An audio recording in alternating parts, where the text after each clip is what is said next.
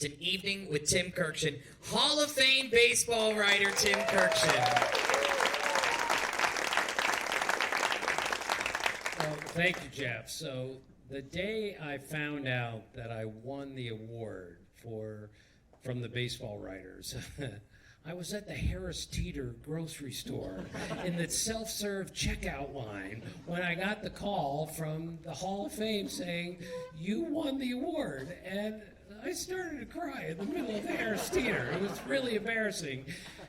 And then, if I may, the next morning, Johnny Bench called me on the phone and told me, "Congratulations, welcome to the club. You're one of us now." The greatest catcher of all time called me on the phone. Now, let's be clear, I'm not one of them. I'm not in their club, really, but it's the same idea. And I almost started to cry again. So this has completely changed my life the last 2 months. But no matter what I do with my life, working with my son on anything is the highlight of my career. We did the celebrity softball game this year at the All-Star game. It was the single worst performance I've ever seen of softball play by anyone. It was so bad, and yet he was so good. And I kept looking around and thinking, this is my son. He's 28 years old, and he's on ESPN as the play-by-play guy, and I'm just following his lead. So to be able to come here tonight and work with him, it's the best thing that could happen to me. I appreciate that, Dad. That was one of those moments that I will always remember. I had a chance to do the play-by-play back in Cleveland, Ohio, with Eduardo Perez, one of your teammates at ESPN, and that was such an honor. And then they called me back, and my fiance Emily can attest to this. I said, I think they're going to ask me to do it again when it's in Denver, but I don't know.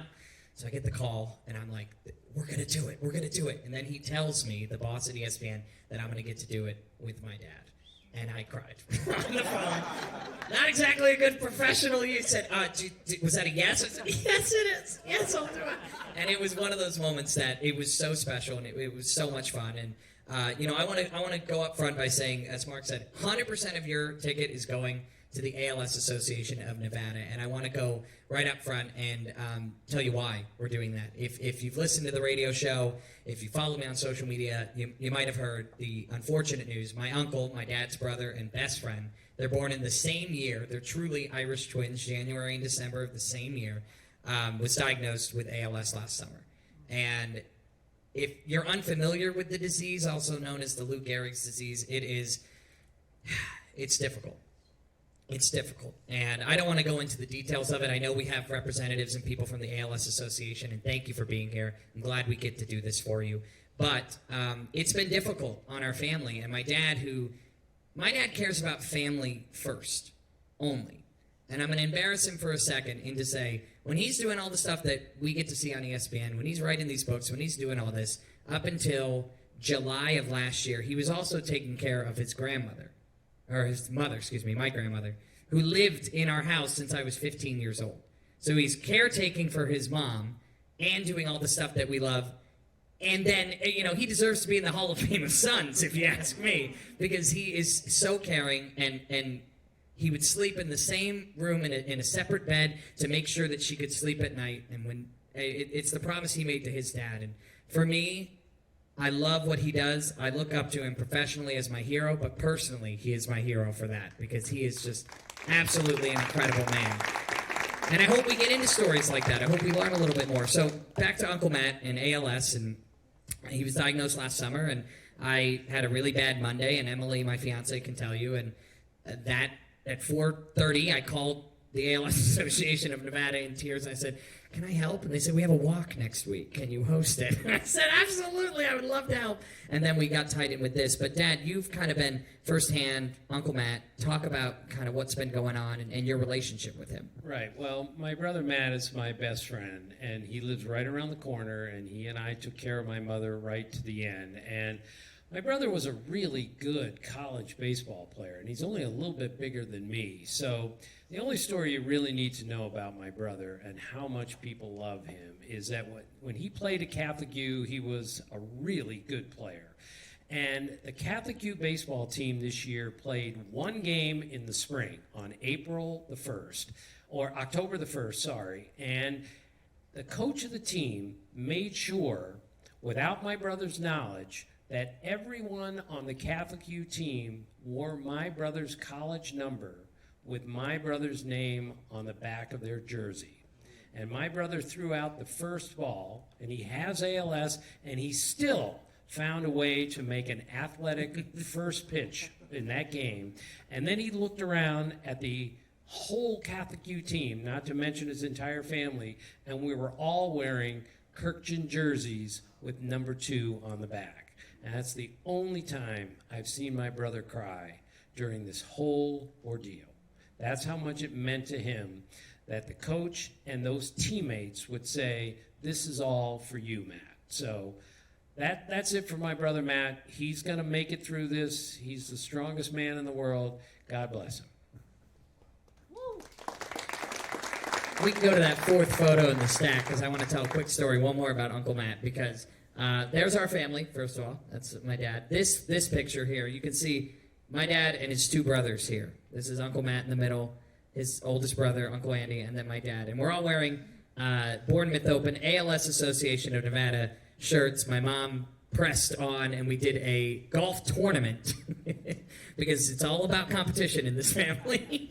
The old guys against the young guys, and all of these shirts we bought from the ALS Association to raise money for them, and we did a little golf tournament over Thanksgiving. And Uncle Matt came out and was putting and was having a great time. And this is the network of people that care.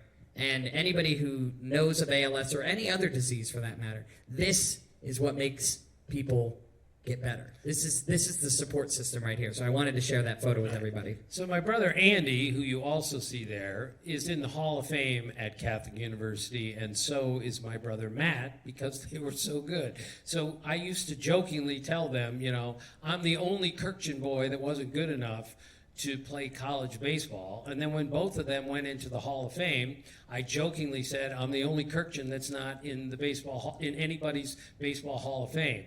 Well, I think we changed that the other day, we did. too. So I love my brothers more than you'll ever know, and they were great players together, and we'll get through this together.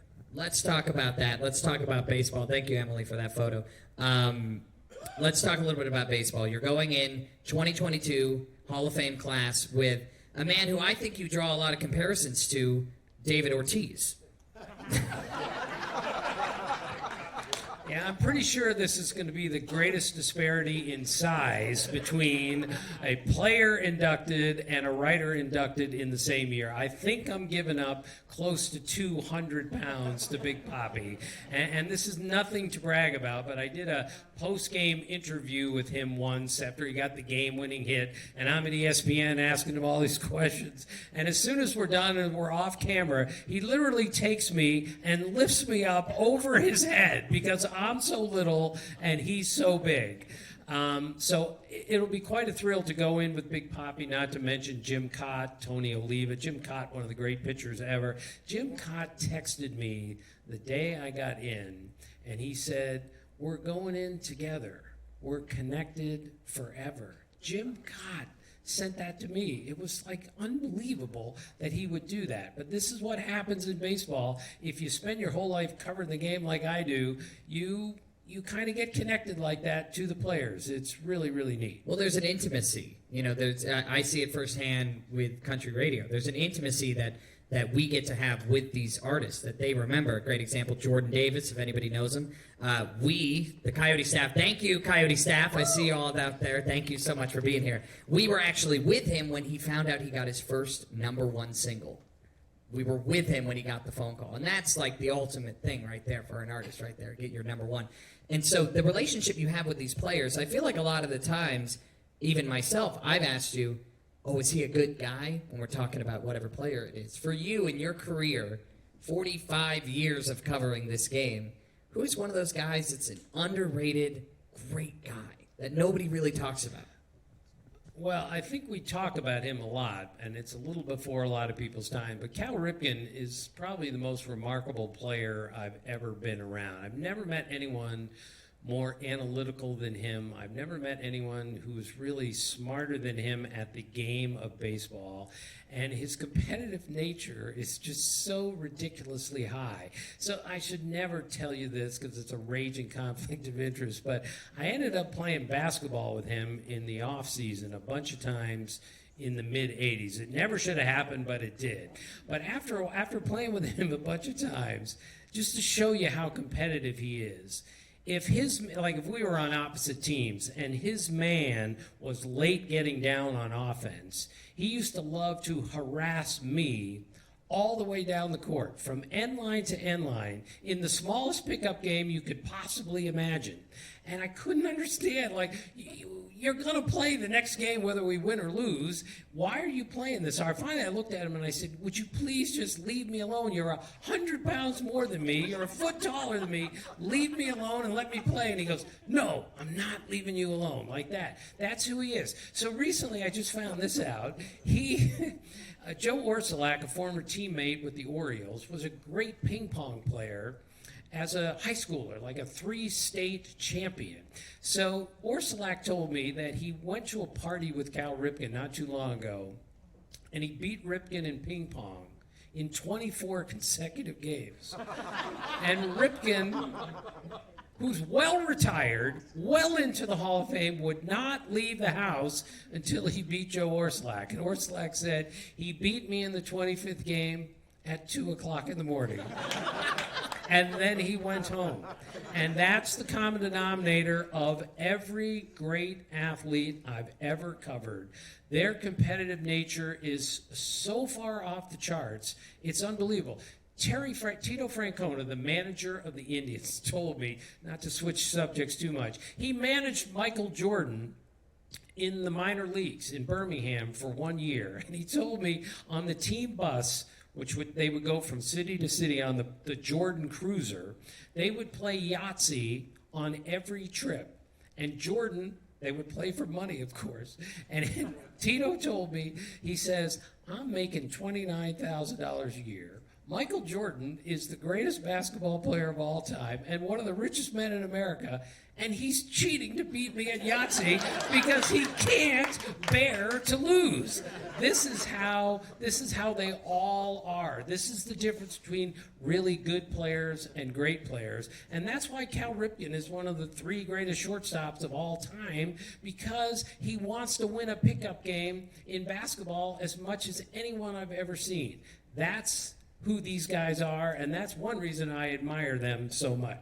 So for the baseball seam heads out there, you brought up Michael Jordan, the debate always, Jordan, LeBron, who's the greatest of all time. But you have been covering this game, and you are a historian of the game. And how much has the game changed that when people say, can Babe Ruth play today? The game has changed so immensely in this time that, the comparison to Mike Trout and Babe Ruth is incomparable, no?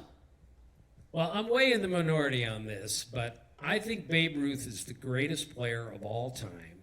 And I think if we gave him, say, a year to figure out how to handle today's pitching, he would be a really good player today. Most people strongly disagree with that. Babe Ruth in his prime was 6'2", 225, and could really run. Babe Ruth hit 136 triples in his career. No active player is even close to 136 triples. Mark McGwire, who I love, by the way, hit 6 triples. Babe Ruth hit 136. Babe Ruth was also the best left-handed pitcher in the American League, and then he decided, all right, I'm going to become a hitter, and he became the greatest hitter of all time, and he still has as many career shutouts as Pedro Martinez, who is the greatest pitcher I've ever seen for a short period of time. But the beauty of this is we can actually discuss whether Babe Ruth, who played over 100 years ago, could play today, where we would never ask if a basketball player from 1920 could play today, because I'm sorry, he couldn't. That is an athletic sport that is built on running, jumping, size, strength, and football is the same way. The linemen in the NFL weighed 180 pounds, 70 years ago. Now they weigh 380 pounds. But baseball is the ultimate skill sport. And if you had the skills in 1910 and the size, I'm not suggesting that Willie Keeler, who played in the 1800s and looks like me, would be a great player today. I'm saying that Lou Gehrig and Walter Johnson and Babe Ruth would be great players today because they were bigger than everyone else at their position. And by the way, I went to Walter Johnson High School in Bethesda, Maryland, and so did my cousin Mary right here. So I played baseball and basketball there, but I also worked for the school paper. It's called The Pitch. I did some work for the yearbook. It's called The Wind-Up. So my career in baseball, I always felt like there was some destiny involved because I went to high school named after the greatest pitcher of all time, who I only recently found out. How strange is this? He died on December 10th, 1946, and I was born on December 10th, 1956. How weird is that? And I went to Walter Johnson High School. So cool. That is cool. I thought you were about to admit to being well over 70 years old. That's not what you told me. In fact, funny story, true story. I was on my dad's health insurance until I turned 26, the last very second I had to. And I was getting something done. I don't even think I told you this. And they said, hey, we need your dad's insurance card. I said, here you go. It's my card, but it's through his insurance. And said, we need his birthday. And I, for the life of me, couldn't remember 1956, so I had to go onto Wikipedia to find out.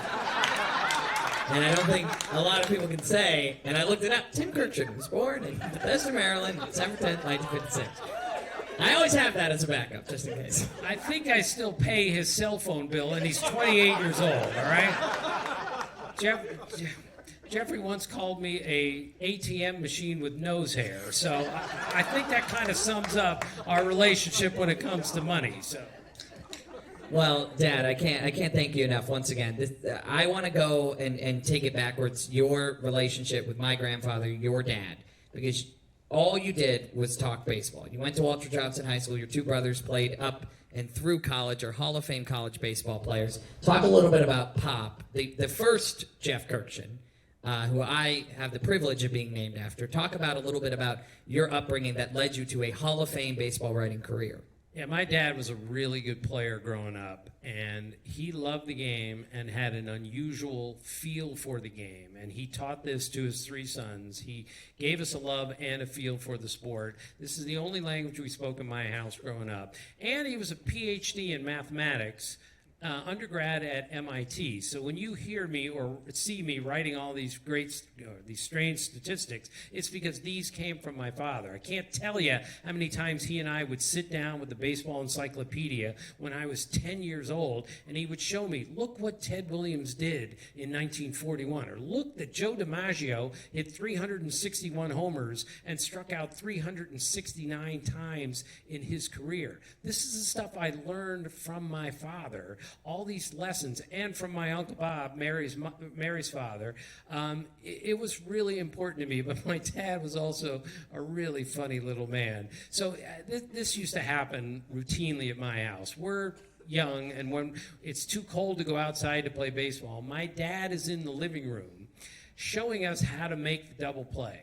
And he puts a pillow down in the middle of the room, and he's showing us the footwork, and he's showing us how to throw. And he says, you got to let it go from down here to get that runner to slide. You're not throwing from up here. So he throws it into the couch as he normally does. This time, it sails on him a little bit, and it misses the couch, and it goes right through the French door window in the living room. And he looks at me, his youngest son, and says, Tim, tell Mom that you did it, and I'll get you off easy.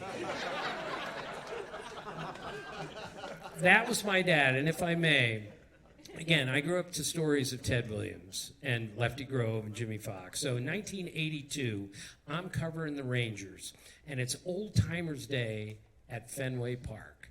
and Ted Williams, they're Bobby Doerr, Dom DiMaggio, they're all out in the field right now, and I'm like, this is unbelievable. Look how close I am. I'm 10 feet away from the batting cage, and here comes Ted Williams out to take batting practice before the Old Timers game. He takes off his jacket. He digs into the box, just like he did when he played in 1941. And I'm thinking, oh my God, I'm going to watch Ted Williams hit. He's 64 years old. He's real heavy now, and he's embarrassed that he's heavy, so he only takes his jacket off right at the end. And the first pitch he sees in batting practice, he bounces it on one hop into the right field bullpen, like a ground rule double on the first pitch that he saw. And I went, oh my God, I'm 10 feet away from him. I saw Ted Williams hit, and I called my father immediately, and I said, Pop, I saw Ted Williams hit today. And it was breathtaking. Those are the lessons that my father learned, and I still use them every single day in my life and my work.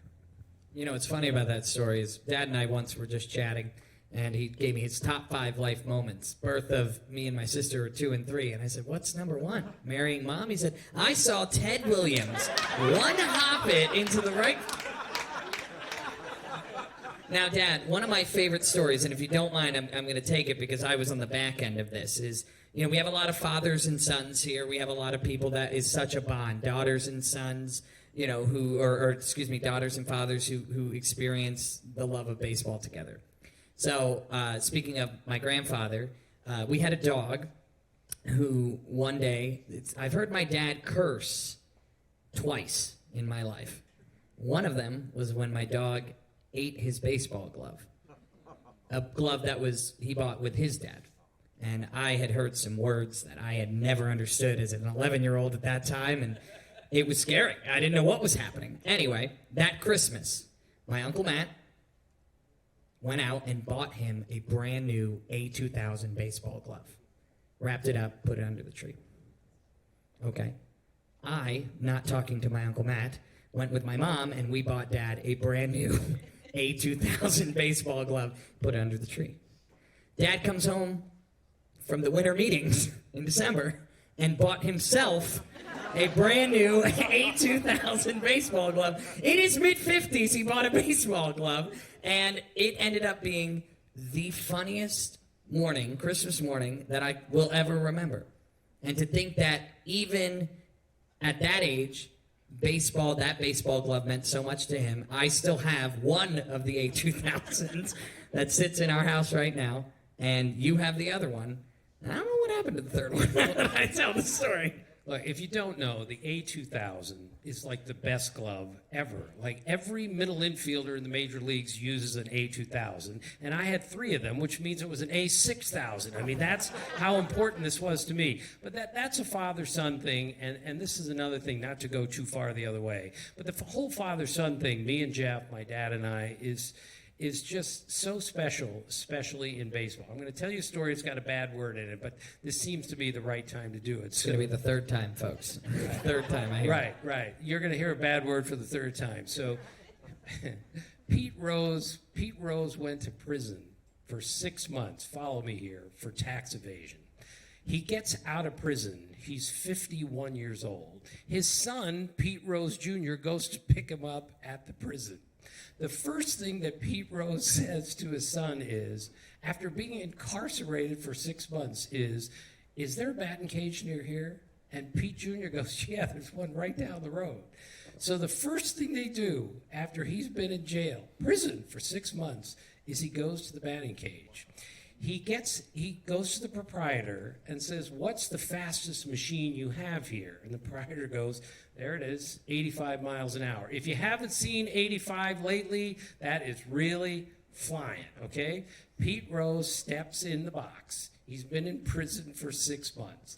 The first pitch comes in, and now everyone at the batting cage is watching because they realize the hit king is here in the batting cage. The first pitch comes in, and he hits a line drive right back at the pitching machine. Absolute textbook hitting from Pete Rose, age 51, just got out of prison for 6 months. He looks at the crowd, he throws his bat to the ground, and he says, "Some things never fucking change." And he walks away.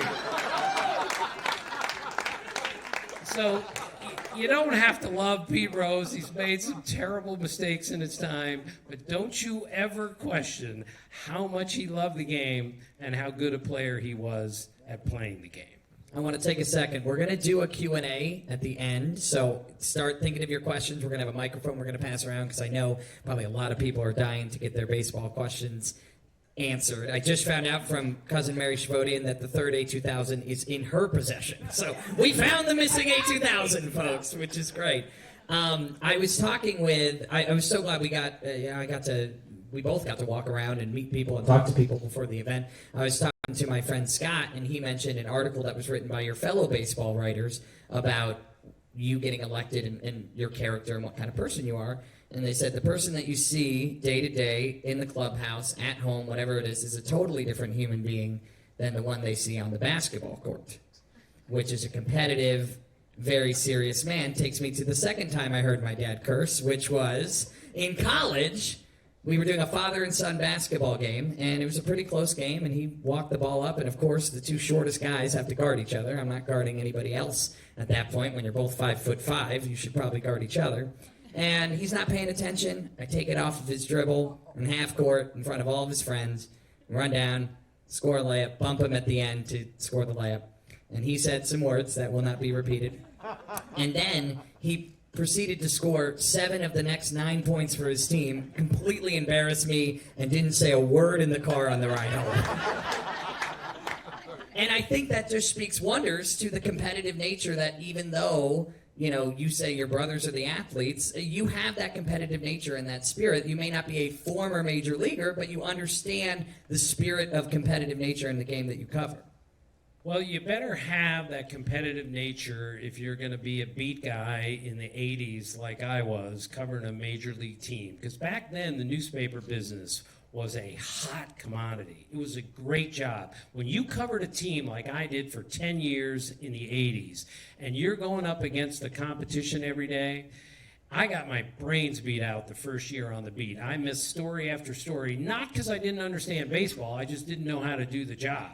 I didn't understand how to get a story. I didn't understand how to cultivate a relationship. I didn't understand the deadline situation because I was like 12 years old. I didn't know what I was doing. But I finally figured it out, and that's where the competitive nature comes in. Because if you miss a story on the beat, your boss calls you at 9 o'clock in the morning, 8 o'clock in the morning, like, what happened there? So what I used to do, and this is embarrassing, most of my life is embarrassing, but I used to take my dogs for a walk every morning when I was home during the season, and I would put them in the car. I would get the competing newspapers, and I would drive to a park, and I would let my dogs run, because I'd love to watch my dogs run without a leash on, and I would read the 3 newspapers that I was competing with, and if somebody had a story that I didn't have, I would windmill the paper across the car. I'd be so angry that I missed something, and I didn't want anyone to see me acting like a child when I missed a story. That's where the competitive nature comes from when it comes to doing my job, because you either win or you lose on the beat, and it's much better to win than it is to lose. Well, a lot of people, and I know firsthand, you know, you and I pretty much talk every day. You talk to students, you talk to high schoolers, college kids who say, I want to be the next Tim Kurkjian, I want to be the next baseball analyst, baseball writer, whatever it is. And you know how difficult it is being young in this industry. I mean, I'm 28. I am so blessed to have the job that I do. I have an amazing partner and teammate and coworkers I get to work with every single day. But when I first started out, one of the big things was I felt so young, inexperienced. And I looked young, thanks to the genes you brought me, thank you. But you have one of my favorite stories of all time of looking young and being young in the industry back when you had to go visit a football coach. Yeah, this was the day I knew I wanted to be a baseball writer when I was like 18. But now I'm 23 years old. I've just taken a job at the Dallas Morning News, and I'm like a utility infielder there, okay? I'm doing some football, some baseball, basketball, but I'm not the beat guy yet. So we get a tip at the Dallas Morning News that Ron Meyer, the football coach at SMU, is going to be the next football coach for the New England Patriots. So our football writers are nowhere to be found. So my boss says, you have to do this story. I'd been in Dallas about a week.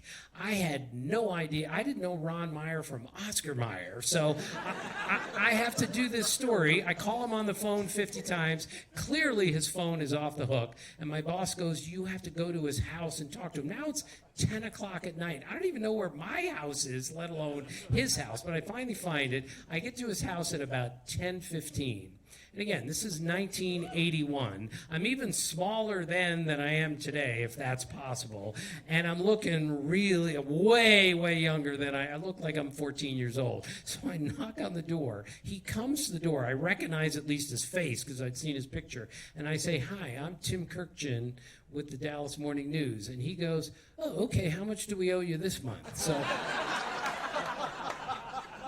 I had to explain, I'm not the paper boy. I'm actually a real reporter at a real newspaper, and I got to ask you some questions. So he invites me in. All his assistant coaches are there, but of course I have no idea who any of these guys are because I just got to Dallas, and I don't know anything about college football. So I ask him all the questions. You go into the Patriots. He lies to me on every question. I call it in, and I say he's not going to the Patriots. He's not going. Ron Meyer calls me on the phone like 5 minutes later. It's like 11 o'clock at night now, and he says, your competitor from the other paper just showed up, and I told him the truth. And now I'm going to tell you the truth because I don't want to get you in trouble your first week on the job. And then he gave me the story. He answered all my questions, and I got that story in on time, even though he thought I was the paper boy. So that was the night I said, all right, I'm not going to go chasing around a college football coach who I've never even heard of at 11 o'clock at night. I'm going back to the sport that I love the most, baseball, and I've covered it every day since. That's so crazy, the way the world of breaking news has changed. Because think about it. Today, if you're 23 and you go and you get the story, you tweet it out as soon as you get to your car. And then you got to go retract the tweet and say, just called me back. And I feel like there was a different amount of, journalism being done back in that time. And now you've kind of had to develop and I know your favorite app on your phone is Twitter. And you now have taken your career into this whole new generation of journalism. Yeah, I'm 65 years old. I have 704,000 followers on Twitter, and I don't even know how to use it. I don't even use it anymore. I did a butt tweet accidentally, like 2 years ago. A butt tweet. You can butt call somebody. It's impossible to send a butt tweet. He called me and said, Dad, you've got something out on Twitter. It doesn't make any sense. It's because I sat down on my phone and a tweet went out. And I got 10,000 likes for a butt tweet. It's the most ridiculous thing I've ever heard. This, unfortunately, is the journalism that we live with today. Back when I was a newspaper guy, you needed 2 sources before you're going to break a story in your newspaper. And then that story, if you get it right, is going to last well over 24 hours. Now the news cycle is 24/7. It's every second. We're breaking stories in 280 characters. It used to be 140 characters. So I have made a decision that I'm not going to do this. This is not my job anymore. I'm more of an analyst than a reporter, even though I'm always a reporter. So I'm not real comfortable, frankly, seriously, with this whole thing that you got to get it first. And sometimes we're a little worried about getting it first rather than getting it right. And that's the kind of stuff that worries me a great deal about our journalism today. And our young people are so smart. They're so good, and they can really write. But I wrote something for ESPN, the magazine, a couple years ago, and the fact checker said, Tim, you've got a really interesting statistic in here. What website did you get this from? And I said, well, I looked that up myself. And he went, wow, I didn't know that. Then he said, you've got a really interesting quote in here from Mike Trout. Where did you get that from? And I said, well, I spoke to Mike Trout. And he went, wow, this is not how you're supposed to do the job. You're supposed to go and talk to the players. And by the way, speaking of Mike Trout, his neck is this big. And he runs like a deer. He is, it's unbelievable how good that guy is. Here's how good Mike Trout is, and this is going to sound apocryphal, but this story is true. I have had it confirmed. One of his teammates, Raul Ibanez, told me that Trout in BP several years ago, he's so competitive, just like Ripken and Michael Jordan. They're all the same. He looks out beyond the left center field fence, and he says, during BP, I'm going to hit a home run in that trash can out there. Now, it's not a dumpster, okay? It's one of those green trash cans that this far around, okay? He goes, I'm going to hit a home run into that trash can. And like 15 pitches later, he hits a home run into the trash can. And later in batting practice, he hits another home run into the trash can. So I go to him like weeks later, and I said, Mike, Raul Ibanez told me you hit 2 home runs into a trash can. That's impossible. Nobody could do that. And he said, well, and he wouldn't acknowledge it. Finally, I said, did you hit it in the trash can or not? And he goes, yes, I hit it in the trash can. Because it was important to him. Because it was a competition, and he had to win. Again, that's the common denominator. George Brett, we all remember George Brett, one of the great hitters ever, okay? George Brett has a broken ankle. He's on the disabled list. He's on crutches, and he's at the tournament, the golf tournament for the Kansas City Royals. But he can't play because his ankle is broken. So he's on 18, welcoming all the groups through. So one of the Royals decides to have some fun and hit into the group that is putting on the green, which we know you never do when you're playing golf. George Brett sees the ball coming at him from 150 yards away. He drops his crutches. This is a true story. He takes his putter and he swings at it, and he hits the ball with the blade of his putter, which is this wide, and he hits it 150 yards back down the fairway. I said, George, nobody can do that. That's impossible. That couldn't have happened. He goes, well, it happened. He said, it was 1980, and that was the year he hit 390. And every time he swung at anything, he hit it hard. That's who these guys are. Their talent level is so ridiculously high. George Brett, Mike Trout, all of them. It's incredible. Tim, that George Brett story is really good. Where did you get that? Did you read that online somewhere? Or was that from a tweet, maybe? I had a friend of mine on the Royals say, go ask George about the golf tournament the other day. And he said, ask him about hitting a ball with his putter. So I got a tip. I got a clue from a guy, and I went to him, and George wouldn't answer, and then he did. You know, you have so many great stories, but a big part of your job is you have to get, and you tend to be sometimes the first guy to ask somebody a question after a tough loss, after a tough game, after a World Series game. Is there a time that you can remember that you had the first shot at talking to somebody who just lost Game 7 of the World Series? What did you ask them? What is that moment like, being the first person to talk to somebody who's obviously in some state of mind after a terrible loss? Well, the asking of a question, by the way, is the hardest part of my job and always will be. You look at a pitcher who just gave up a game-winning homer, and now you have to formulate a question to someone who wants to take a swing at you because he's so angry. So to answer your question, Mitch Williams gave up the game-winning homer to Joe Carter to win the 1993 World Series. By the way, I was in the auxiliary press box that night. And Joe Carter hits this. The auxiliary press box is right behind the left field fence. There aren't enough seats to sit in the real press box behind home plate, so I'm out in left field. Joe Carter hits the line drive, and the first thing I think is, this is a home run, and they're going to win the World Series right now. And my second thought is, this ball is going to hit me right in the chest. It was coming right at me. So fortunately, it landed about 5 feet in front of me. It did not hit me, but I had to go ask Mitch Williams the first question. Now, fortunately, I knew Mitch Williams really well because I had covered him when he was with the Texas Rangers. And if you don't know Mitch Williams, he was the wildest pitcher, maybe in Major League history. Try to follow this. He gave up more walks in his career than hits allowed.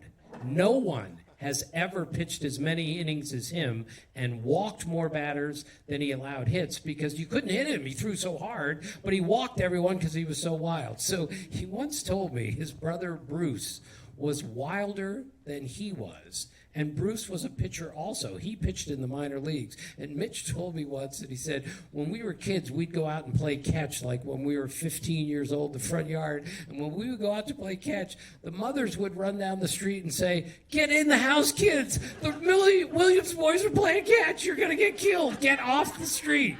That's how wild they were. So, to answer your question, I had to ask the first question to Mitch Williams with a million reporters around him, but I was the first guy there, so I asked the first question, and I don't think it was a terrible one, but I just said something to the effect of, what happened in that situation? Explain what happened in that situation. There are better questions than that, but since Mitch Williams knew me, he answered the question, but that is not an easy place to be, but I've been there more than once, and it's difficult.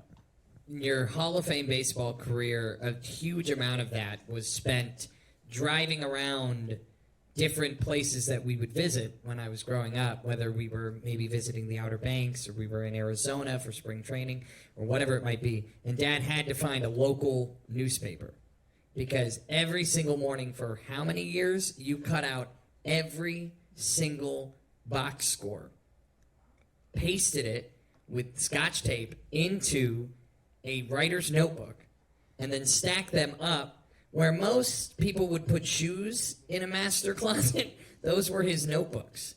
And in fact, one of my favorite stories was one night when the entire closet exploded, basically, and all of the clothes came down and all of the notebooks came with it because the sheer weight of his dedication to this sport and this art and this craft was too much. He can handle it, but the shelves couldn't handle it. All right, I'm not proud of this, okay? But for 20 years, I cut out every box score of every game and taped it in my box score book. I would need 2 giant binders per year to cover it. And it's because I went to Sports Illustrated, and instead of being a beat guy for the Baltimore Orioles, now I'm covering all the teams. I got 30 teams to cover, and I felt the only way to do this was to cut out every box score. And I never missed a day in 20 years. I think we can all agree that's a streak that is way better than anything that Cal Ripken ever did, if you really think about it. So one night, God, this is so bad. One night it's like 11:45, and I'm asleep, and I wake up, and I realize, oh my God, I forgot to cut out my box scores today. So I got out of bed, I ran into my office, and I cut out my box scores and put them in my book. And my wife wakes up when I get back, and she knows where I've been, and she looks at me with that look. I think most men know that look. How could I have married such an unfathomable geek to do this? But I always felt like, let's say I was in Maryland where I was living, and I was going to San Diego to see the Padres. And I haven't seen the Padres in a month and a half because I can't cover every game of every... So I can look at my box score book, I can look at every game the Padres have played, and I've got an idea of how they're using their bullpen or what they're doing platooning at second base. That's why I did that. And yes, I stacked them in my closet. I came home from a road trip, and my closet has been demolished by the weight of my box score book. So all of my suits are like covered with plaster. They're covered with box scores. Like Wade Boggs' 4 for 5 is all over my suit. And believe me, it's not easy to find my size suit at the store, okay? 36 short, not an easy find these days, okay? So my brother Matt, the one who has ALS, he came over to my house. He rebuilt my closet. And about 2 years later, I said, all right, maybe it's time to no longer cut out all the box scores because I couldn't find them in my paper anymore because of the deadlines. So now I look online, and I don't have my box score book anymore. But I'm telling you, that first year, without it, I would look for my box score book, and it wasn't there. And it really made me sad. What an unfathomable geek. No, I'm just kidding, Dad. That is the dedication that makes you a Hall of Famer, honestly. And you are, as I said earlier, my personal and my professional hero because I've seen your dedication every single day for my entire life for what you've done. And I think this is a great time to let our fans, our friends, our family members ask you some questions so I can shut up for a little bit and let them, the baseball fans, talk to you and get some questions in. So our stage manager, Emily, the whole team at this space has been amazing. Let's give them a round of applause because this is fantastic. Thank you all so much. Emily has a microphone. There she is. There's Emily. And if anybody has a question that they'd like to address to Hall of Fame baseball writer Tim Kurkjian, that's how I'm going to call you every time now, by the way. Just you and me, too. If anybody has a question that they'd like to, bring up, please feel free to raise your hand, and Emily will bring the mic over to you, and we'll get the Q&A started. Just don't ask me about anything other than baseball, because I don't know anything other than baseball. I thought Leonard Skinner was a guy. I thought it was Len instead of a band. Okay, I don't know anything about music. I don't know anything about politics. I don't know anything about history. For a short time in my life, I thought Iraq was the past tense of Iran. So I don't ask me anything. I love basketball. You can ask me a basketball question. Just make it baseball. I'll have at least a fighting chance at that. And first start with your name. And, if you have a relationship to either my dad or myself or whatever, feel free. In the back, yes. I'm Andy. I'm a regular at Monday's Dark, and I'm an avid sports fan and baseball fan. I want to know if you play fantasy baseball. I have never played fantasy baseball. Okay, there goes my second question. Sorry, I've never had the time to do it. And frankly, I think it's a bit of a conflict of interest, all kidding aside. Let's say I've got $1,000 riding on, Clayton Kershaw winning the last game of the season, and he spits it up. Now it might actually affect my coverage because he just cost me $1,000. Now that's not going to happen to me. So I have never played fantasy baseball, but I was, and Jeffrey was a part of this, the only fantasy league I was ever in was a fantasy umpire ejection league. We had a guy at ESPN. He's still there. He knows the uniform numbers of all the umpires. He knows what where every umpire is every night. If you ask him who's working second base in St. Louis tonight, without even looking, he will know it. So he's also the biggest Phillies fan in the world. So he can't play fantasy baseball because there might be Phillies on another team that he has to root against. So he starts the umpire ejection fantasy league where you draft 5 umpires, and whatever team at the end of the year has the most ejections wins the league. So I was on Baseball Tonight one night with Steve Berthune, one of my favorite people ever. He's in the league, and he announces at like 1 o'clock in the morning. He says, Dale Scott, if you want to throw somebody out tonight, Dale Scott's an umpire, feel free. And that night, like in the 14th inning of a West Coast game, Dale Scott threw a guy out of the game. So that's the only time I've ever played fantasy baseball, and it was an umpire ejection fantasy league, the stupidest thing of all time. 4:30 in the morning, too. On the West Coast, 4:30 in the morning. Emily, do we have another question here? Hey, Jeff. My name's Scott. Tim, thanks for being here. Good friends with Jeff and Miss Emily, so my kids hold them both very dear. My question, so I'm a San Francisco Giants fan, so I'm very biased. Grew up watching Barry Bonds play. It was electric. I was super fortunate to go to a lot of games, and any chance they threw the ball anywhere near the plate, it was a good chance it was leaving the park. Writers have barred him from the Hall of Fame. I'm curious, in all your years of travel and talking to players, what do his peers think? Does he deserve to be in? Well, first off, Barry Bonds is the greatest hitter I've ever seen. And after Babe Ruth and Ted Williams, I think he's the greatest hitter of all time. That's how great Barry Bonds was. I've never seen anyone as good as that guy. And if you go back and look at the prime of his career, which granted, he probably got a lot of help, those numbers are Little League numbers. It's ridiculous how much better he was. For like a 5-year period, this is really inside baseball, the difference between his slugging percentage and number 2 was a greater gap than number 2 to number 36. That's how much better he was than everyone else. To answer your question, I have voted for the Hall of Fame for 31 years.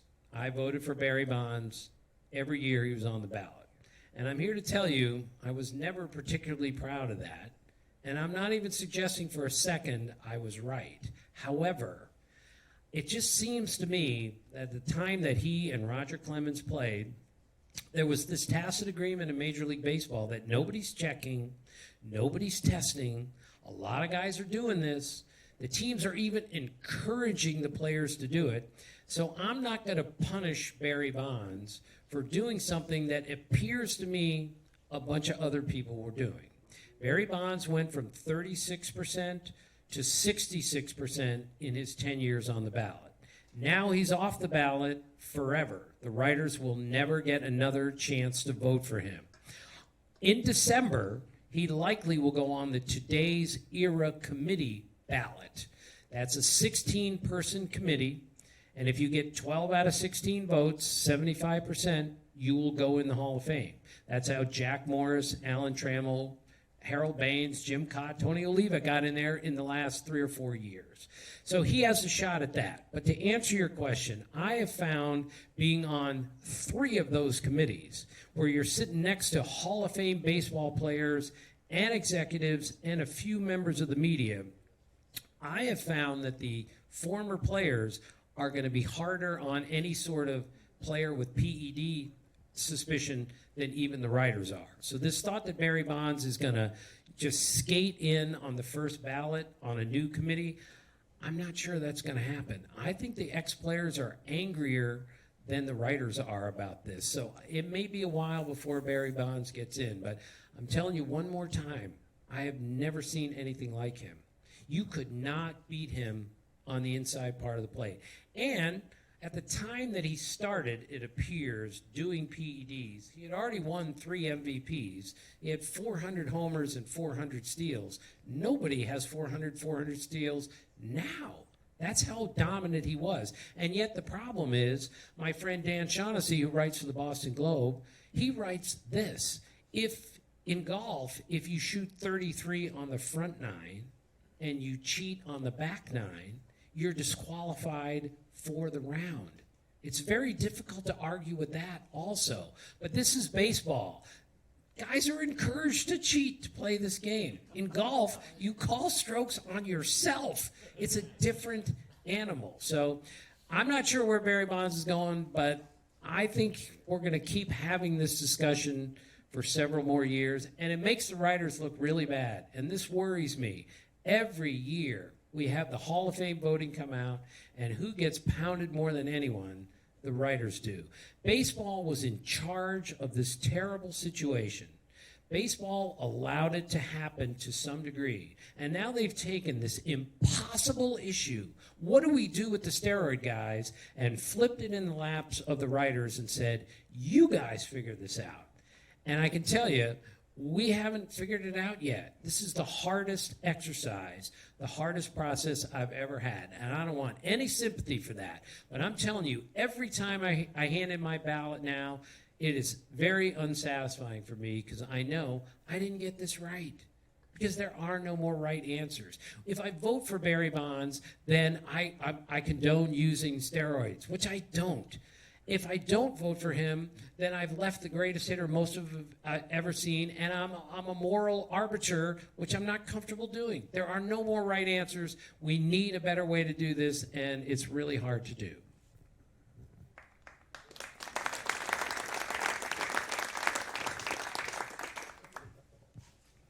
Hi, Tim. Jim Smith. Thank you very much. By the way, my dad was a reporter, albeit the Farm News in Michigan, and during 1968, he gave me the love of baseball as he clipped the Detroit News every day as the 68 Tigers went on to win the World Series. It was fantastic. The question I have for you is, through all the years, what were kind of the dynamics in the dugout that you saw led to winning teams? Well, it sounds corny, but the chemistry and the togetherness in the dugout is absolutely critical. And a lot of teams have it, and a lot of teams don't. For instance, 2018, I was doing a broadcast game from the booth, and I got to the game.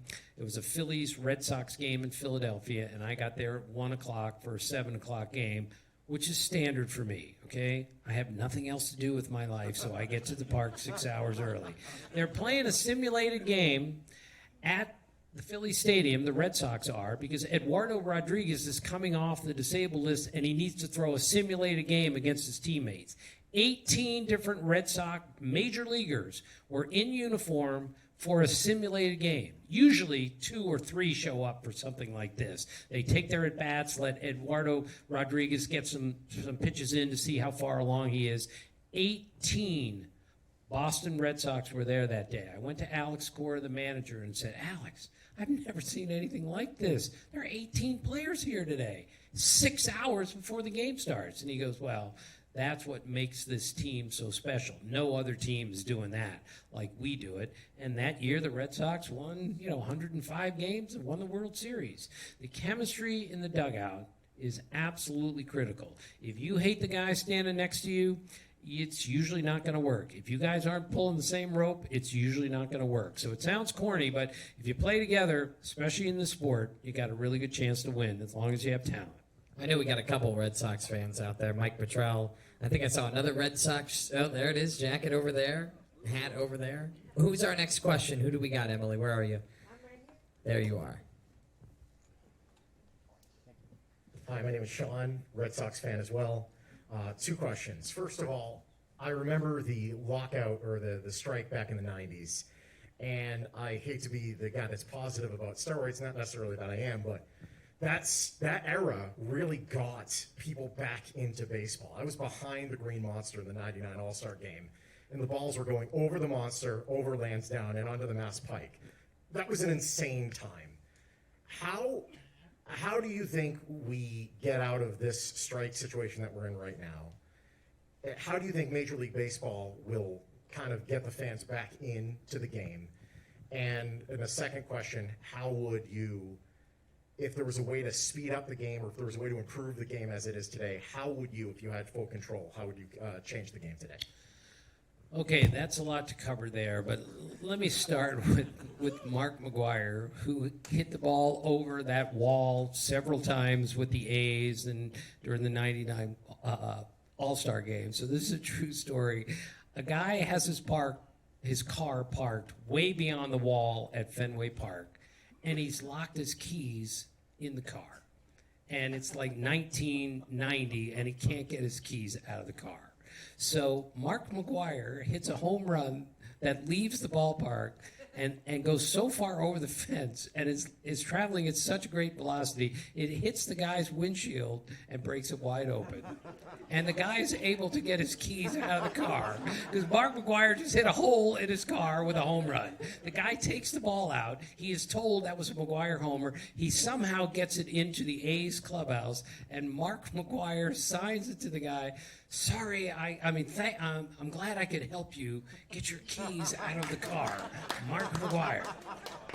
All right, on to the serious stuff. The lockout, it's so bad right now. I'm so discouraged. You talk about 94, 95. I covered the 81 strike. That was so bad. I was like 14, and I had no idea what I was doing.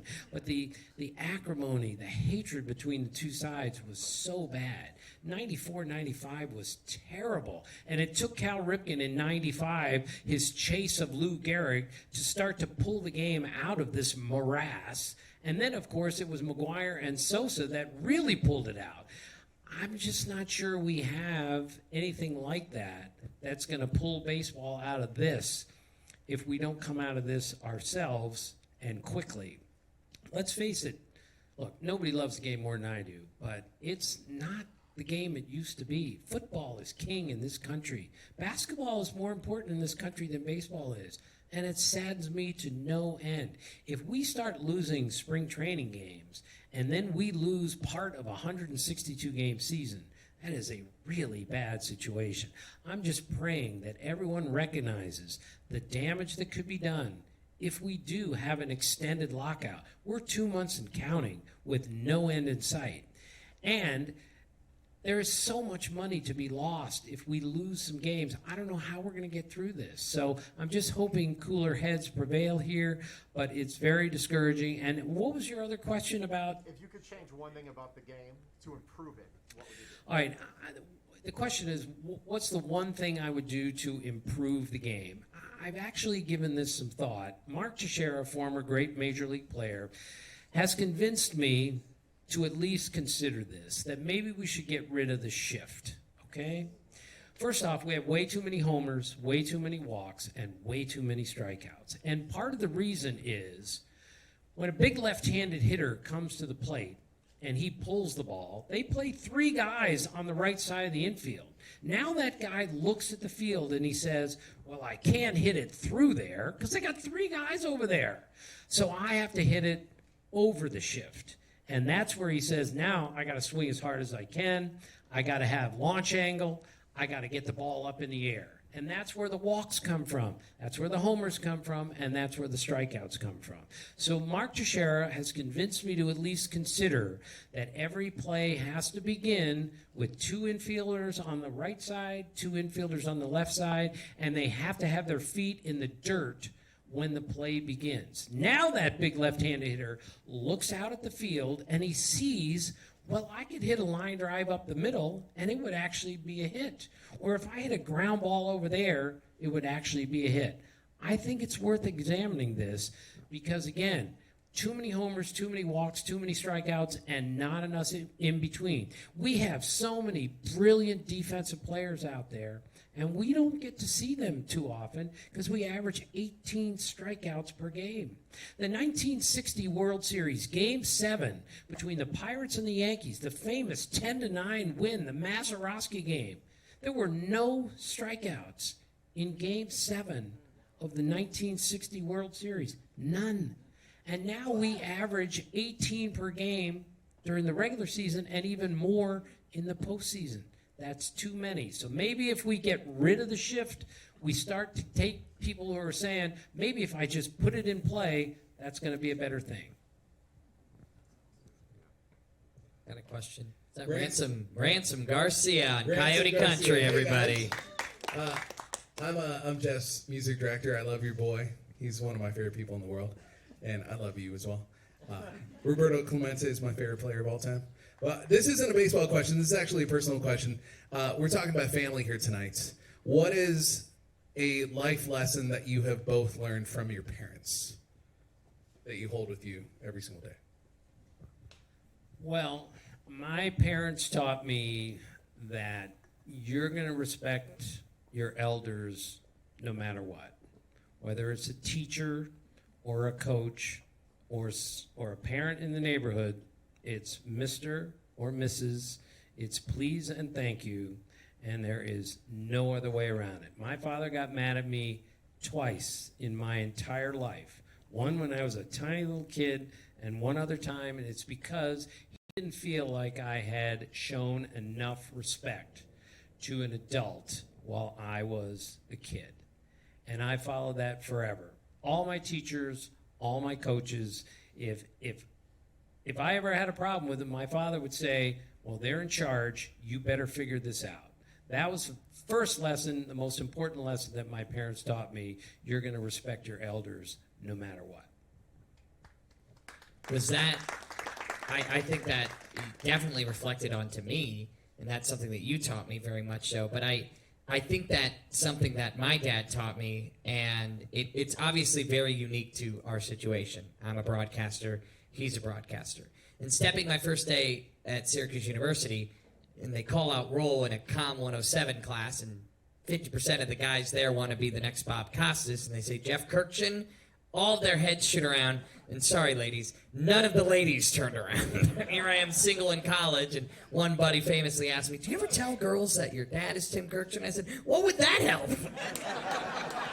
In fact, true story, I was at a bar here in Las Vegas shortly after starting, and a guy came up to me and said, hey, I'm a huge fan of you, and I just found out that your dad is Tim Kurkjian. I'm a huge fan of your dad as well, and I really want you to meet my girlfriend. She loves your show, too. So we're in a loud bar. We go, this is Jeff from Jeff and Amy in the Morning. Oh, it's so nice to meet you. And honey, his dad is Tim Kurkjian. She goes, no way. And I'm like, this beautiful woman knows who my dad is. This is crazy. She goes, I love his movies.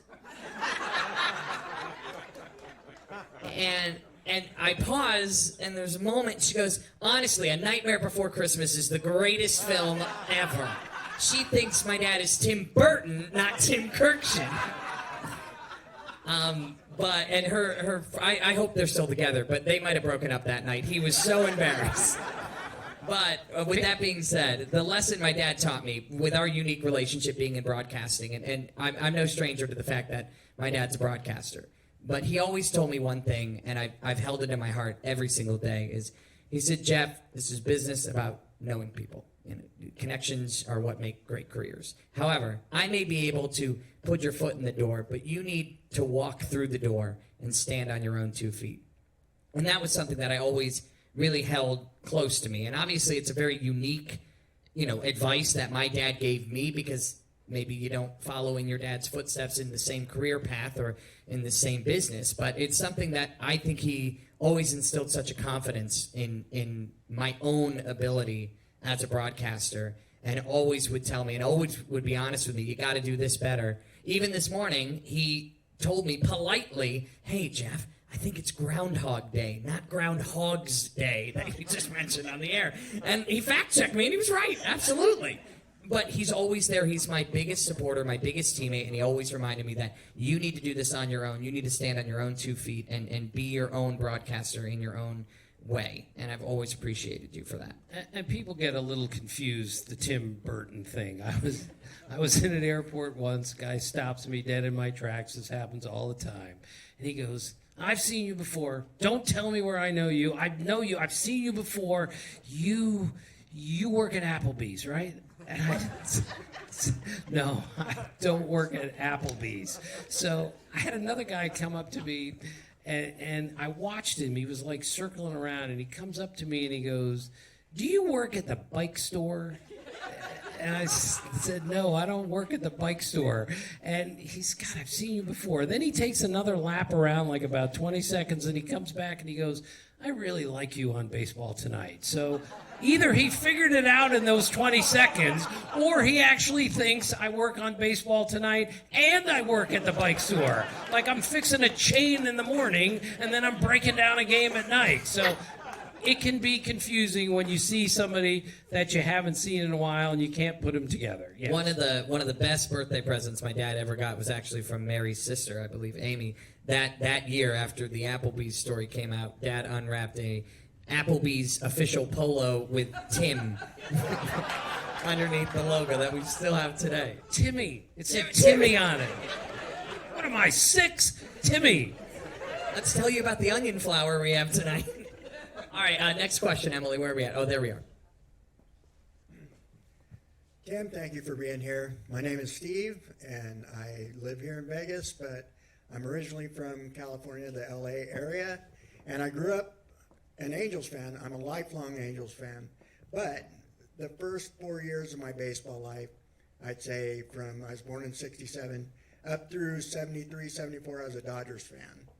And in my neighborhood, one of the neighbors across the street was an executive of the Dodgers, and long story short, I was able to meet the Dodgers incoming from a road trip at the airport, and Steve Garvey has been one of my heroes my whole life. And I've met Steve a few times, and I guess my question is, what are your thoughts of him, in my opinion, kind of being snubbed from the Hall of Fame? Yeah, you can make a very strong case that Steve Garvey is a Hall of Famer. You look at his all-star appearances, you look at his defensive excellence, you look at his career batting average, you look at his postseason play, his durability was ridiculous. What happens in baseball, though, is we punish guys like Steve Garvey because he's not doing what is happening today in the game, meaning first basemen are hitting 40 homers a year now. Steve Garvey never did that. So, and the statistics we use today and we value today, we didn't value back when Steve Garvey played. So he played in a different era. We need to judge him from the era in which he played. And I think you can make a really strong case that he's a Hall of Famer, and it's a shame, and that goes for a lot of other guys out there. We look and compare them to today's game, which is a different game than 1974 when he was the MVP of the National League. So I worry about those things, and I worry that Steve Garvey's time has come and gone, and he's not getting in, but ask anyone who played against him or with him. He was a great, great player during his time. It's Mark at the back. This has been an incredible night, just sitting here listening to you guys speak, and I think the father-son dynamic is something that I didn't anticipate and is so special, listening to you guys go back and forth together, so thank you for that. As a kid, my father used to grease the usher at Old Tiger Stadium, and I'd go watch Sparky Anderson and Kirk Gibson. Vegas is busy this weekend with sports. We have the NHL All-Star Weekend happening. The NFL Pro Bowl is here. What are your thoughts on professional baseball eventually making its way to our great city? Well, I'm selfishly hoping that the A's move here tomorrow, because then I'll be coming here more often, and I'll get to see my son. Yeah, all right. When I get to come here. Having said that, this place, look, I don't pretend to understand Las Vegas because I don't live here, but the hockey team is doing really well. The football team is doing really well. This town is growing really fast. Gambling is really important in Major League Baseball and all over sports now, and there's enough room here to build a state-of-the-art ballpark for a Major League team. I warn you, and you all know this, that teams moving is not an easy thing to do. Bud Selig told me, then the commissioner of baseball, 15 years ago, we have to do something about the Oakland A's and the Tampa Bay Rays. We have to find a better situation for them. That was 15 years ago, and it still hasn't gotten any better. So I still think the A's are going to do whatever it takes to find a place to build a new stadium in Northern California. And I don't know what's going to happen, but it's my guess that's what's going to happen. If it doesn't happen, I think they're going to come here. And I think that would be great for baseball, because the Oakland Coliseum right now is virtually unplayable in certain situations. The dugout situation, the clubhouse situation is so bad that one of their guys told me, a visiting player told me, that the shower situation in the visiting clubhouse was so bad they couldn't even take a shower in there, and they had to go up to the Raiders, this was several years ago, had to go to the Raiders clubhouse in order to take a shower because you couldn't get any hot water or clean water in the visiting clubhouse at the Oakland Coliseum. And when the A's played here a couple years ago in an exhibition game that I covered when I came to see Jeff and Emily, a bunch of their minor leaguers told me, this place is way better than our ballpark.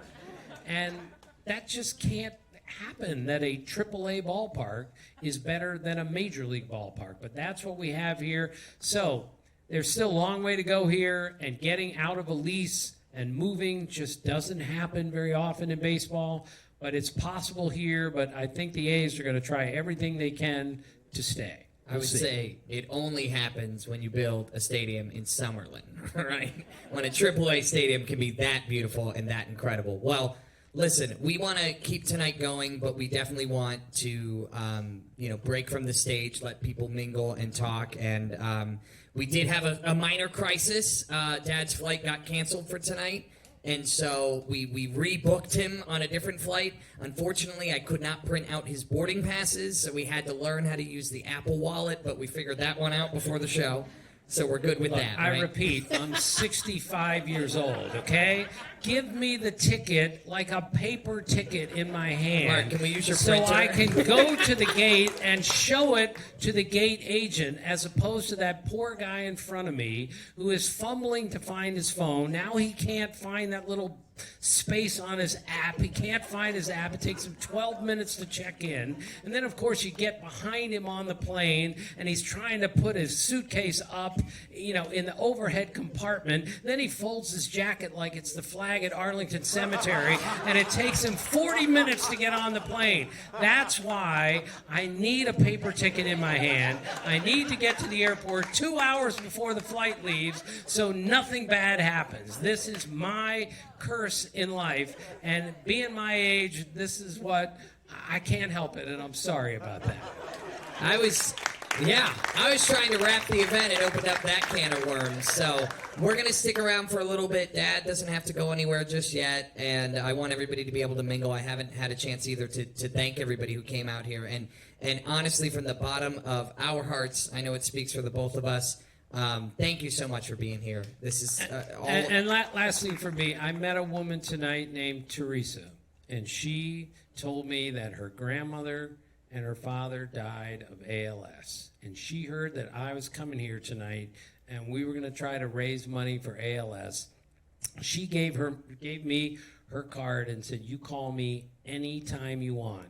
I can help you with all sorts of things." And she's about the 5th or 6th person that I've met that has lost somebody through ALS, and all they want to do is help somebody else. So thank you so much for that, and thank you for everyone for tonight. I really appreciate it.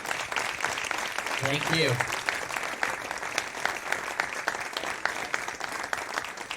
One more time.